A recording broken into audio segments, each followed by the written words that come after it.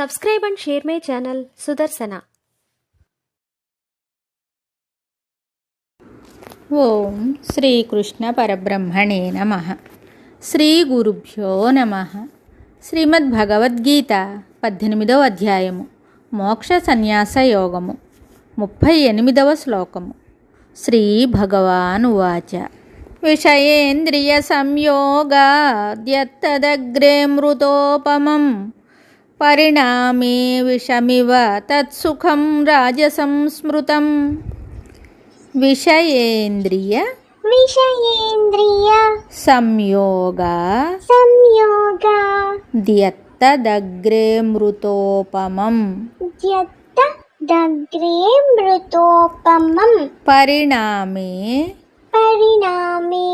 విషమివ తత్సుఖం రాజసం స్మృతం.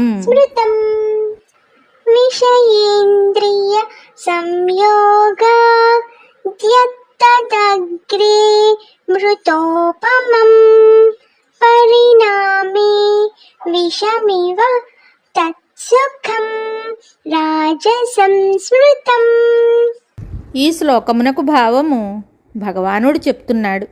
ఏ సుఖము విషయేంద్రియ సంబంధము వలన మొదట అమృతమును పోలియు పర్యవసానమందు అనుభవానంతరమున విషము వలెను ఉన్నదో అట్టి సుఖము రాజసమని చెప్పబడినది. విషయ సుఖము తాత్కాలికమైనది, క్షణికమైనది. ఇంద్రియములకు విషయములకు సంయోగము కలిగినప్పుడే ఆ సుఖము పుడుతుంది, మరలా వెంటనే పోతుంది. మరియు ప్రారంభంలో అమృతంలాగా సుఖంగా తోచినను పర్యవసానమున విషము వలె దారుణ దుఃఖరూపముగా పరిణమించునని ఇక్కడ తెలుపబడింది. దీనిని బట్టి రాజస సుఖము ప్రారంభమున జీవులకు అమృతము వలె తోచు సుఖము అమృతము కాదనియు పయోముఖ విషకుంభస్థ విషమే అనియు తెలియచున్నది. విషరూపమగు ఆ అమృతము మహాప్రమాదకరమైన వస్తువు.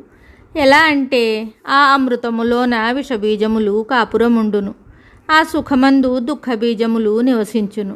కాబట్టి అట్టి అమృతమును విడనాడనిచో దానిలో దాగి ఉన్న విషబీజములను కూడా స్వీకరించవలసి వచ్చును.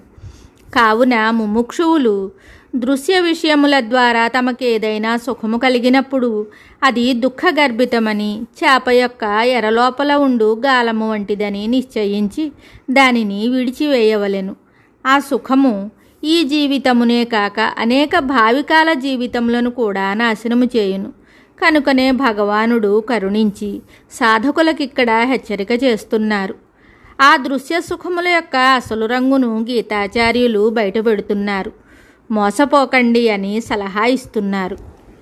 అజ్ఞానులు ఈ సత్యమును ఎరుగక తృణావృత కూపముల మాటికి కానవచ్చు శబ్దాది దృశ్య విషయములనే సేవించి అగాధ సంసార కోపములో పడిపోతున్నారు. భగవానుని ఈ వాక్యములు జీవులకు అంధకారమునందు వెలుగునిస్తున్నాయి. జగత్తు యొక్క వాస్తవ స్వరూపమును బోధించుచున్నవి. పై తళుకు బెళుకులకు మోసపోకూడదను విషయమును తెలియపరుస్తున్నాయి. కావున ముముక్షువులు విషయ సుఖముల వలన కలుగు ఈ కీడును గుర్తెరిగి ఇంద్రియములకు మనస్సుకు ఆయా విషయములతో ఏమాత్రము సంయోగము కలగకుండా చూచుచుండవలెను. ఒకవేళ జన్మాంతర సంస్కార ప్రాబల్యముచే ఇంద్రియములు బయటకు విషయములపై పరిగెత్తినను వానిని వివేకముతోనే వెనుకకు లాగి ప్రత్యహరించి ఆత్మయందు నెలకొల్పవలెను. మరి ఒక శ్లోకంతో మళ్ళీ కలుద్దాం. శుభం. Subscribe and share my channel Sudarsana.